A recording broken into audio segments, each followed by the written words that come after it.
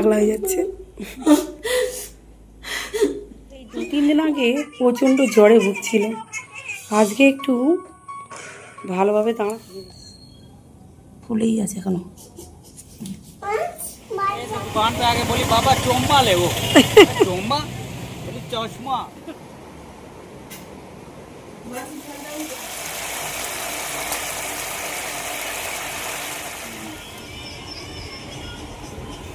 पिट्ठू तोते के लिए ये पिंजरा लिया है, इसको लेके हम घर जा रहे हैं।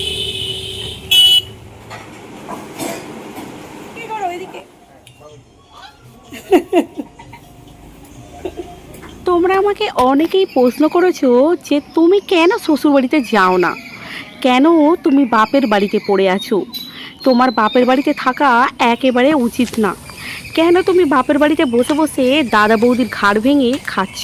যেহেতু তোমার হাজব্যান্ড এসেছে, তোমার ওনার সাথে চলে যাওয়া উচিত। তোমরা অনেকেই আমাকে এই মন্তব্যটা করেছো, তো আমি সেই সব দিদিভাইদের এই প্রশ্নের উত্তর দিতে চাই। তো দিদিভাই, প্রথমে বলে রাখি, কোনো মেয়ে চায় না বাপের বাড়িতে পড়ে থাকুক স্বামীর ঘর ছেড়ে। স্বামীর ঘরটাই আসল ঘর, প্রত্যেক মেয়েই জানে। আমি কেন এখানে পড়ে আছি সেটা তোমাদেরকে আজকে আমি এখন ক্লিয়ার করে বলছি। তো শোনো দিদিভাই, আমার শ্বশুরবাড়িতে একটু সমস্যা চলছে, একটু নয় বেশ বিশাল বড় সমস্যা চলছে। ওখানে মানিয়ে নেওয়াটা এখন আমার জন্য খুব রিস্ক হয়ে পড়েছে, তাই বাপের বাড়িতে পড়ে আছি। আর একটা কথা, কোয়েল ওখানে প্রচুর অসুস্থ হয়ে পড়ে শুধুমাত্র গরমের কারণে। আর ওর শরীর অসুস্থ হলেই ও ভালো হতে প্রায় 1 থেকে 1.5 মাস টাইম লাগে। আমার হাজব্যান্ড আমাকে বলল, যতক্ষণ না আমাদের ফ্যামিলি প্রবলেম সলভ হচ্ছে ততক্ষণ তুমি ওখানেই থাকো, তারপরে নয় কোয়েলকে আর তোমাকে নিয়ে আসবো। Hello guys, welcome back to my channel village life with কোয়েল।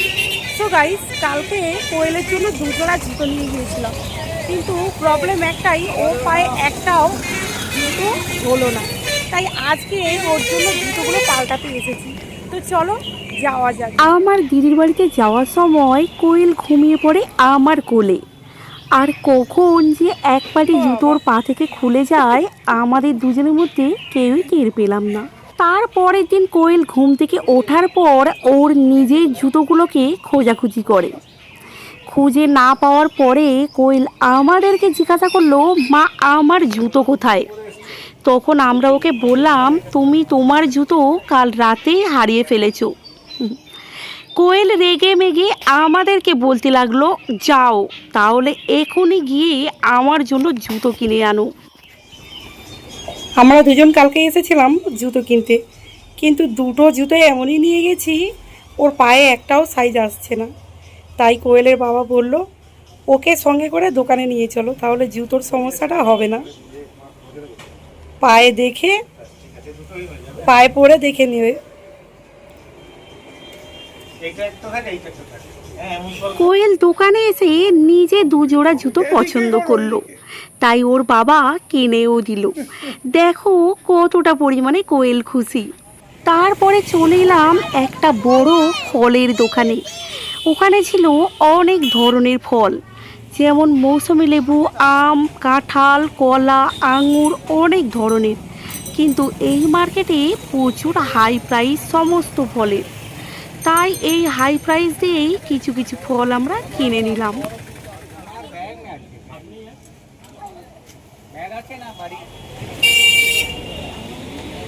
রাস্তা দিয়ে যাচ্ছিলাম, যেই এই আইসক্রিমের বাক্সটা দেখতে পেয়েছে, অমনি কোয়েল ওর বাবার হাত ধরে টেনেছে, বাবা আইসক্রিম। আর কি খাবে দেখো, অনেক আইসক্রিম রয়েছে এখানে। কোয়েল আর কি খাবে? আর কিছু নাই তো, তাহলে পালিয়ে এসো।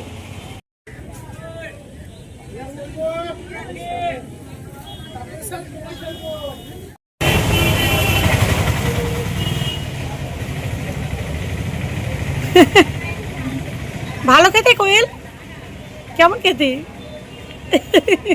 पुत्तू लगा देख, ऐसा रेड कलर, ऐसा रेड कलर।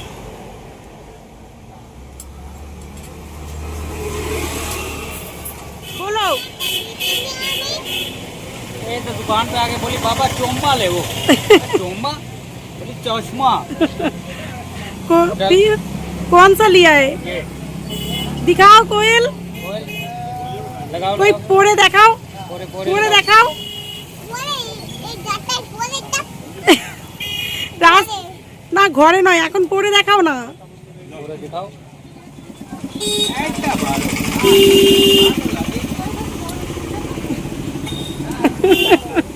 चलो কোয়েল কি বলছে দোকানে এসে? चोम्मा ले बे चोम्मा। চুম।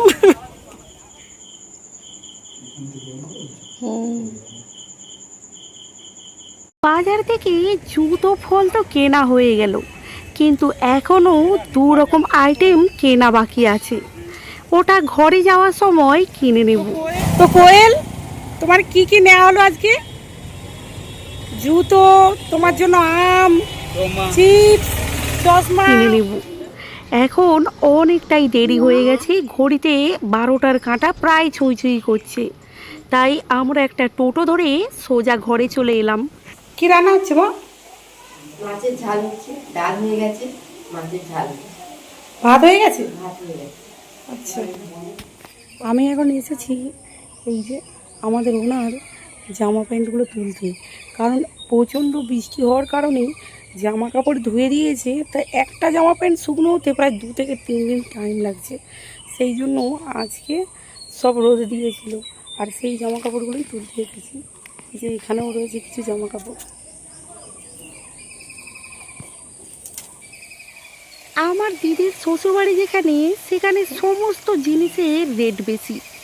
এই কাটাপোনা আমাদের এখানে 200 টাকা কেজিতে বিক্রি হয়, কিন্তু আমার দিদিদের ওখানে 250 টাকা কেজিতে বিক্রি হচ্ছে। আজকে কিন্তু ওয়েদারটা ভালোই আছে, বৃষ্টি কিন্তু পড়ছে না, কিন্তু মেঘ করে আছে। আর দেখো আরেকটা কথা বলি, দিদিদের ছাদটা কিন্তু মানে ন্যাড়া ছাদ, ঘেরা নেই, তাই জন্য কোয়েলকে আনতে প্রচণ্ড ভয় পায়। কিছু জামা কাপড় শুকনো করতে দিতে হলে আমি আসি, না হলে মা আসে, নাহলে আমাদের ও আসে, তারপর নাহলে আমাদের জামাইবাবু আসে। কোয়েলকে সঙ্গে করেও আনি না। ছাদের নিচেটা তো মানে পুরো প্যাঁকলাতে ভর্তি হয়ে গেছে, তাই কিছু কঞ্চি পেতে দিয়ে এই জামা প্যান্ট কাঁথা সব শুকনো করতে দিয়েছে। এদিকে সব জ্বালানপত্র রাখা আছে, কারণ এদের গ্যাসেও রান্না হয়, আবার উনুনেও রান্না হয়। মায়ের মাছের ঝাল বানানো কমপ্লিট হয়ে গেছে, তার সাথে অন্যান্য সবজিও। আজকের মেনুতে ছিল মাছের ঝোল এবং ঝাল, তার সাথে চুনো মাছের টক আর কাঁকরেলের চচ্চড়ি, আর তার সাথে বেগুন ভাজা এবং পটল ভাজা। এই 2-3 দিন আগে প্রচণ্ড জ্বরে ভুগছিল, আজকে একটু ভালোভাবে দাঁড়াতে পেরেছে। একটু সুস্থ হলেই এদিক ওদিক ছোটাছুটি করে। এখন শরীর কেমন আছে? भालो ভালো আছে? একটু শরীর ভালো হলেই কোয়েলকে জ্বালাতে থাকবে।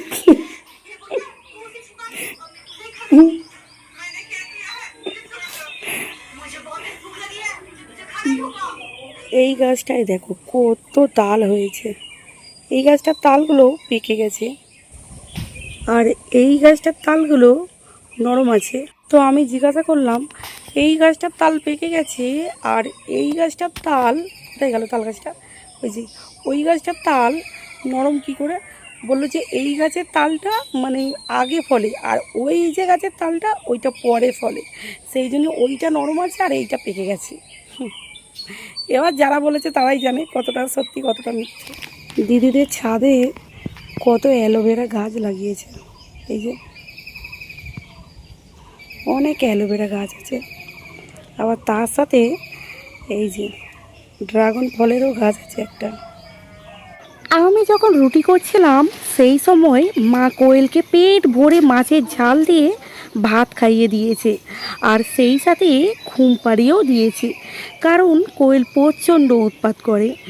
আর আমাদের এই যে দুষ্টপুষ্ট নৈত্রী, একেও দুধ খাইয়ে এবং স্নান করিয়ে ঘুম পাড়িয়ে দিয়েছে।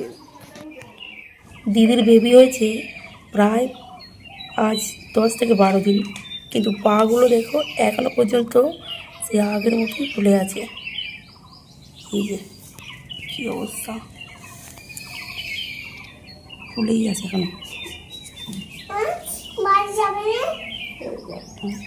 প্রচুর ফুলে আছে। বাচ্চাদেরকে স্নান করিয়ে খাইয়ে ঘুম পাড়িয়ে দেওয়া হয়েছে। এবার পালা আমাদের বড়দের। আমরা বড়রা এক এক করে স্নান করে আমরা প্রত্যেকেই খেতে বসে পড়লাম। আমার দিদি যেহেতু নিচে বসতে পারে না, তাই ও উপরেই বসে খেতে লাগলো। তার সাথে আমরা এক এক করে নিচেই বসে খেতে লাগলাম। ঘড়িতে 4টের কাঁটা ছুঁই ছুঁই করছে।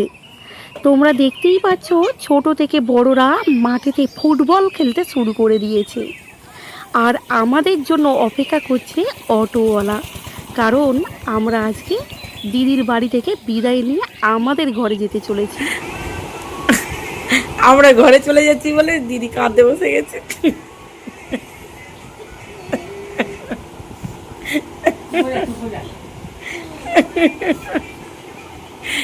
চুপ কর, আবার আসবো আমরা। চুপ কর, কাঁদিস নি। আজ সেখানে বসে বসে মাও কাঁদতেছে।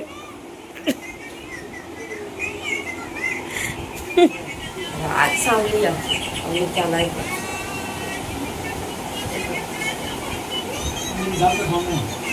চুপ কর।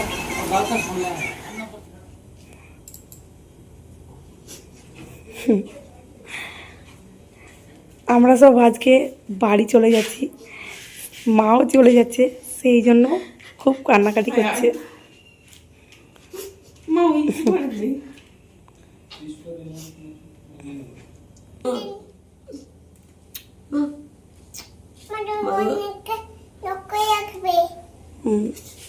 কোয়েল বলছে লক্ষ্য রাখার কথা। মা তো কেঁদে কেঁদেই পাগলা হয়ে যাচ্ছে।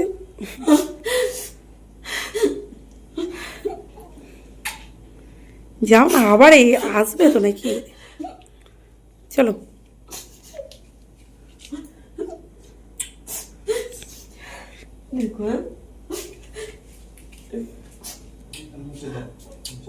চলো বাবা।